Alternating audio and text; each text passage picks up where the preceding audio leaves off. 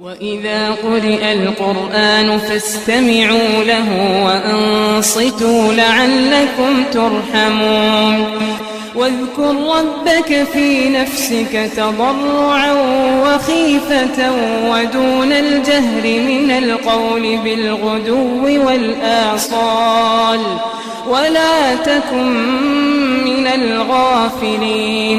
بسم الله الرحمن الرحيم. قل أعوذ برب الناس ملك الناس إله الناس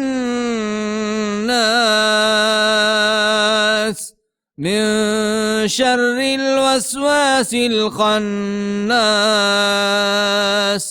الذي يوسوس في صدور الناس